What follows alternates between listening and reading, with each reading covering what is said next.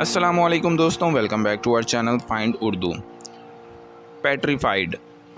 Petrified का मतलब है एक्सट्रीम लेवल का डर या फियर, जिससे इंसान बिल्कुल स्टिल और मोशनलेस हो जाए। ये वो इंटेंस फियर होता है जो इंसान को फ्रीज कर देता है और वो रिएक्शन देने या मूव करने के लायक नहीं रहता। ये अक्सर सडन या अनएक्सपेक्टेड इवेंट्स में होता है, जैसे कोई बहुत बुरा एक्सीडेंट या किसी हॉरर सीन को देखकर पेट्रीफाइड फील करना। जैसे जब उसने घोस्ट स्टोरी सुनी तो वो इतना पेट्रीफाइड हो गया कि कुछ देर तक बोल भी नहीं सका।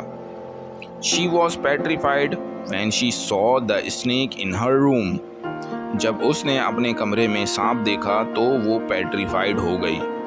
पेट्रीफाइड का मतलब है एक्सट्रीम डर, जिससे इंसान बिल्कुल स्टिल और मोशनलेस हो जाए। तो दोस्तों, ये था पेट्रीफाइड लफ्ज़ का मतलब। उम्मीद है अब आपको समझ में आ गया होगा। मिलते हैं नेक्स्ट वीडियो में। शुक्रिया।